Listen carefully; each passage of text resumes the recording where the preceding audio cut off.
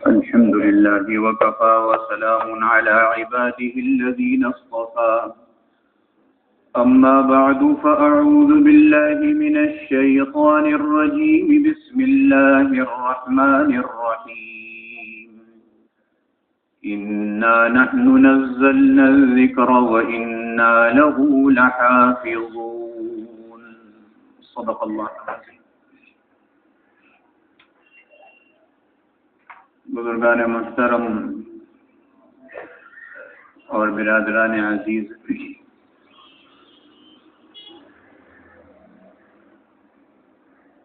حضرت صدیق اکبر رضی اللہ تعالی عنہ کے زمانہ خلافت کے حالات بیان ہو رہے تھے، اور حضرت صدیق اکبر رضی اللہ تعالی عنہ پوری دنیا کے مسلمانوں میں انبیاء علیہ الصلاۃ والسلام کے بعد سب سے افضل ترین ہستی ہے. امت محمدیہ کا اس پر اجماع ہے.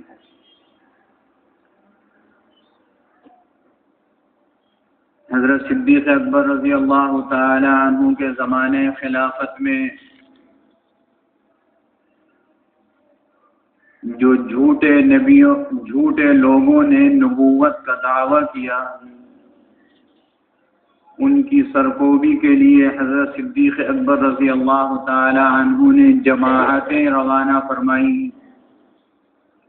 ان سے باقاعدہ جہاد کیا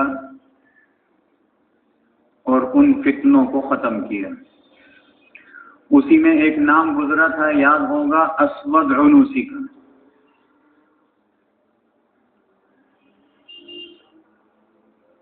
جس نے یہ کہا تھا کہ حضور علیہ الصلوۃ والسلام کے پاس پہلے آیا تھا، یہ کہا تھا کہ اپنے بعد مجھے جانشین بنا دیں،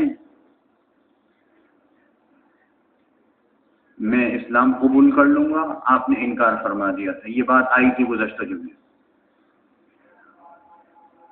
جب اس نے اپنی نبوت کا دعویٰ کیا، یہ ایک ایمان افروز بات ہے، اور ابھی 2-4 دن ہوئے ایک جگہ کتاب میں پڑھی تو میں نے سوچا کہ اس کو آج بیان کر دوں. جس جگہ کا یہ رہنے والا تھا، یمن کا، وہاں اس علاقے میں ایک شخص تھے، ان کا نام تھا ابو مسلم خولانی.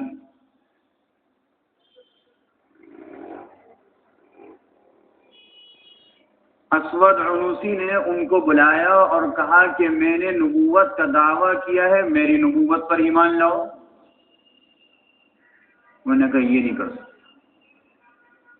یہ حضور علیہ الصلوۃ والسلام پر پہلے ایمان لا چکے تھے. انہوں نے کہا یہ نہیں کر سکتے. پوچھا کہ تم محمد صلی اللہ علیہ وسلم کی رسالت کا اقرار کرتے ہو؟ انہوں نے کہا ہاں کرتا ہوں. تو اسود عنوسی نے ایک بڑی خوفناک آگ جلوائی، بڑی خوفناک. کتابوں میں پڑھنے سے تو اندازہ نہیں ہو سکتا.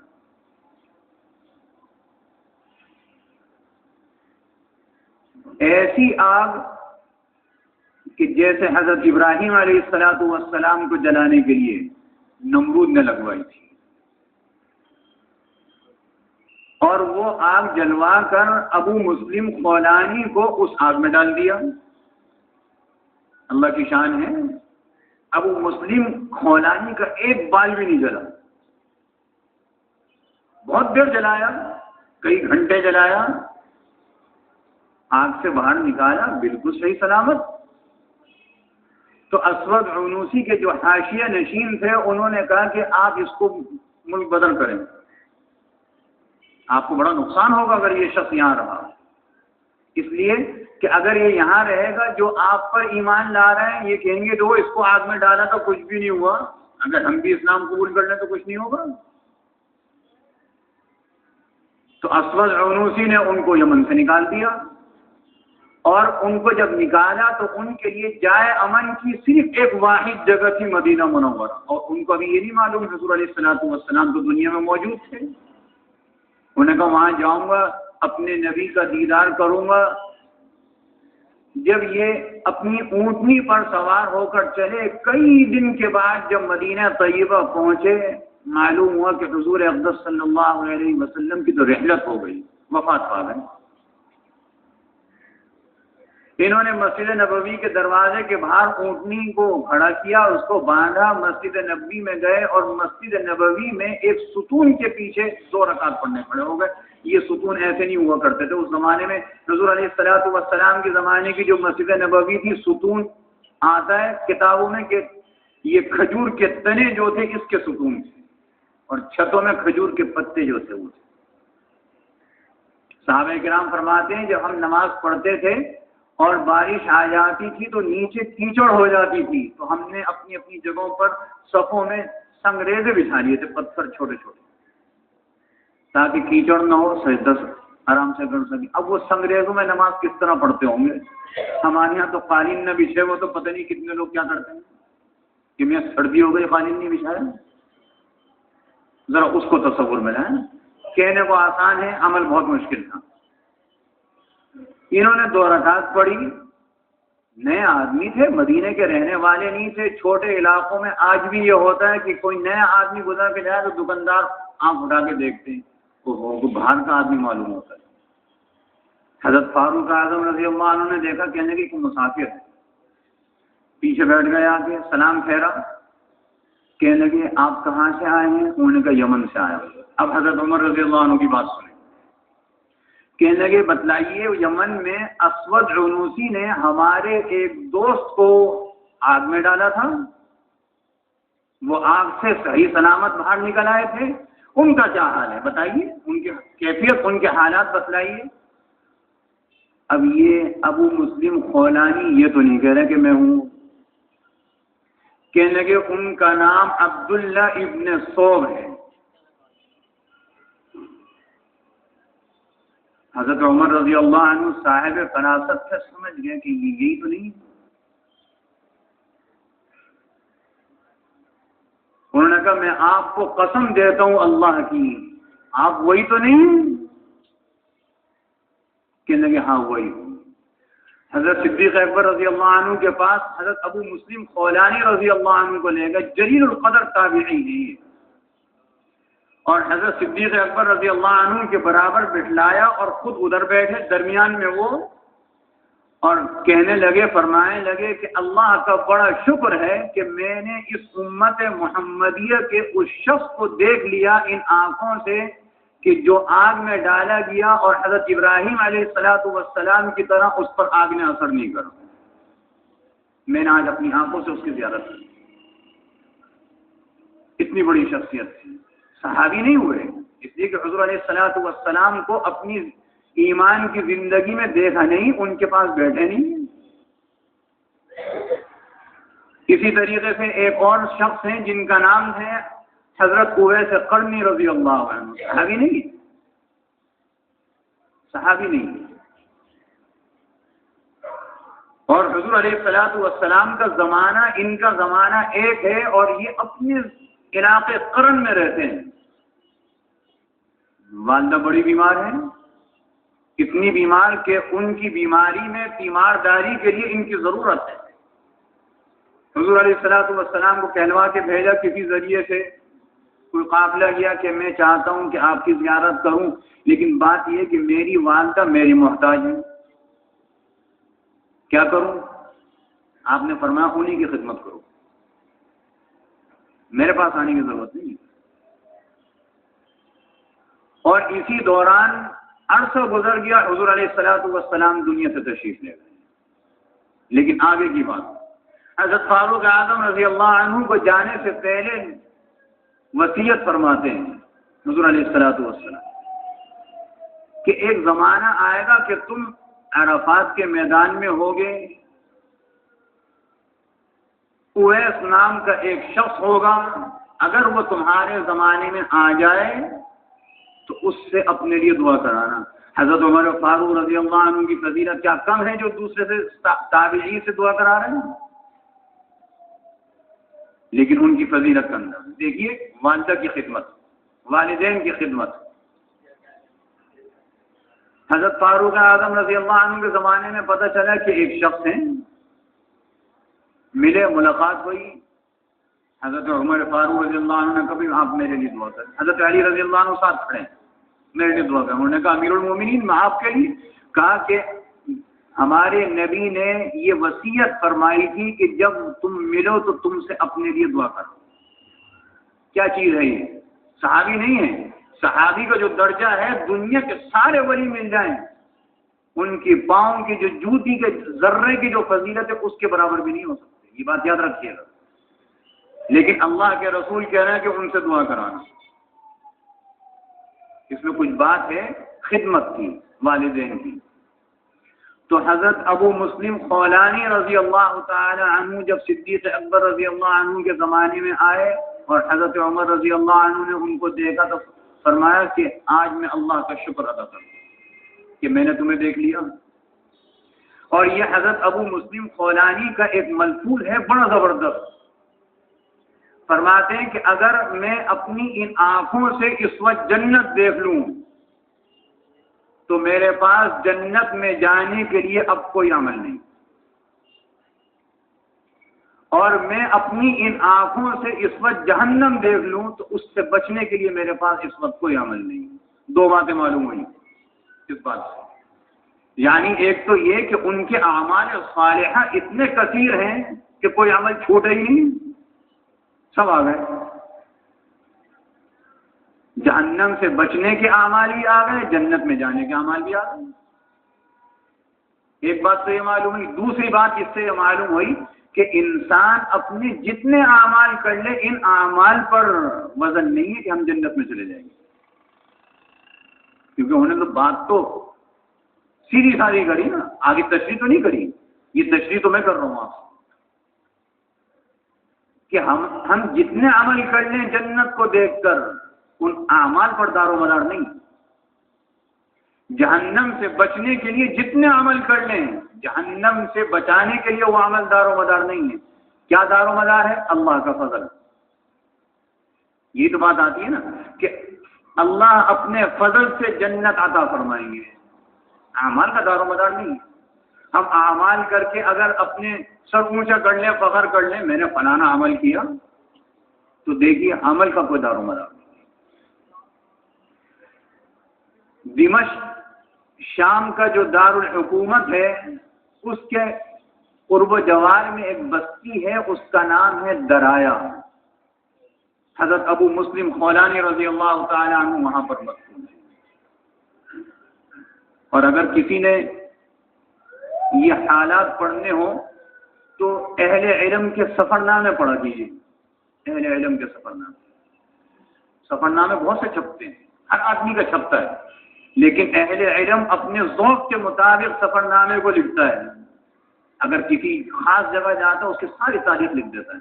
میں نے یہ پڑھا مولانا محمد تقی صاحب عثمانی مدظلہم کی کتاب جہان دیدہ میں، جہاں جہاں گئے سب کی تاریخ لکھ دی. اور یہ اس بات کا تعلق تھا گزشتہ جمعے کے بیان سے اسود عنوسی کے ساتھ. ایک ایمان افروز واقعہ تھا، میں نے پڑھا، مجھے اس کے پڑھنے میں لذت آئی، میں نے سوچا آپ کو بھی سنا دوں.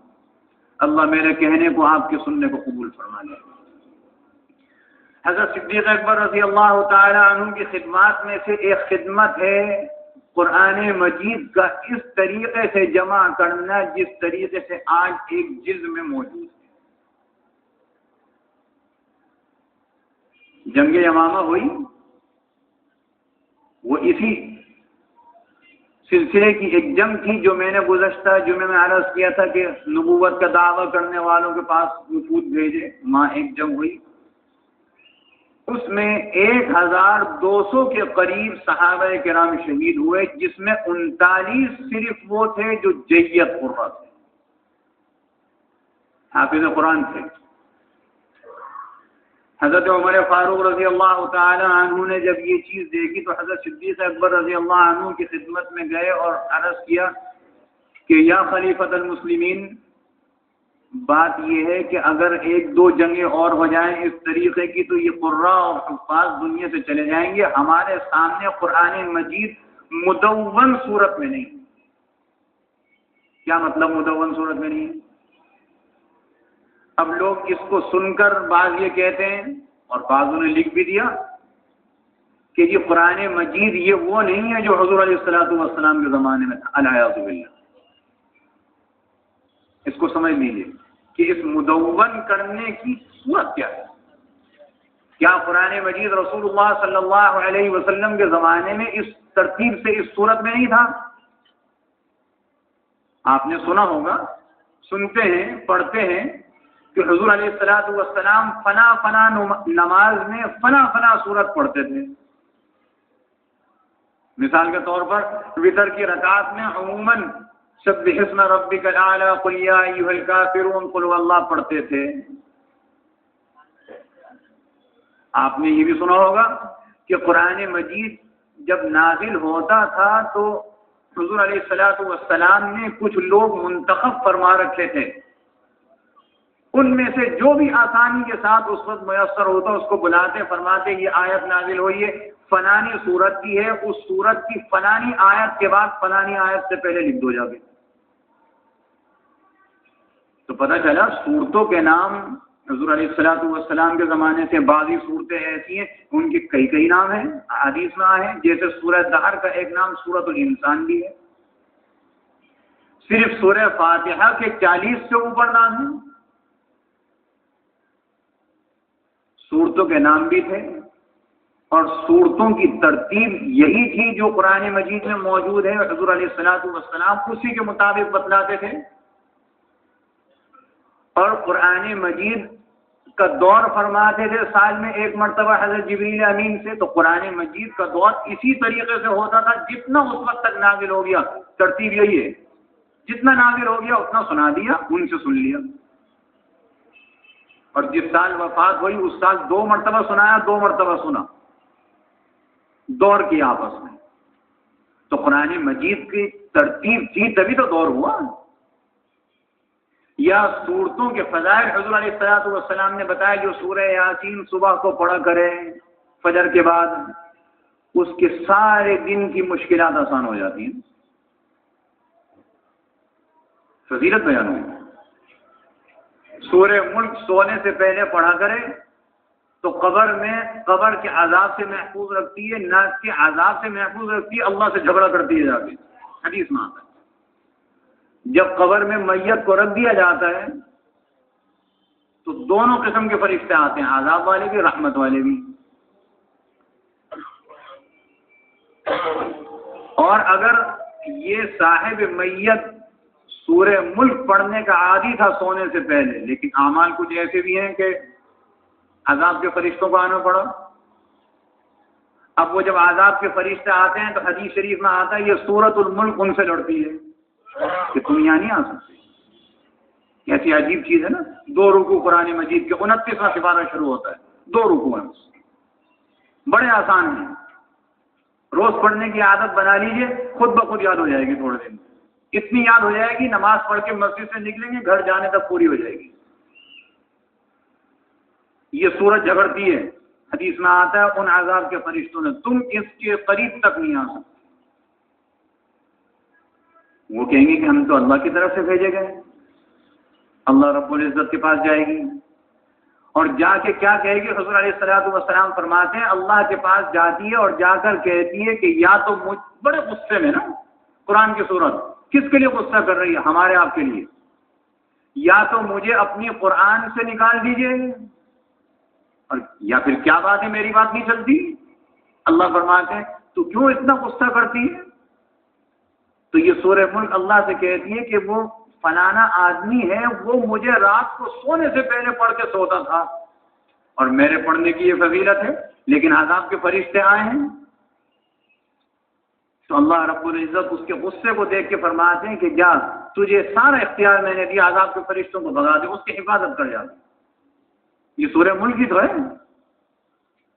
اس کو پڑھنے کی عادت بنا لیجئے، سونے سے پہلے قبر کے عذاب سے محفوظ، گارنٹی کے ساتھ۔ یہ نہیں کہا کہ اگر مگر نہیں ہے، پڑھنے کی عادت ہو بس۔ یہ ساری چیزیں بیان ہوئی، اس کا مطلب یہ ہے کہ قرآن مجید یہی ترتیب تھی لیکن چونکہ اس زمانے کے حافظے ایسے تھے کہ اگر کوئی سامنے بیٹھ کر سناتا حضور علیہ الصلوۃ والسلام کو ترتیب یہی رہتی تھی، اس میں لکھی ہوئی صورت نہیں تھا۔ لکھا ہوا کیسا تھا؟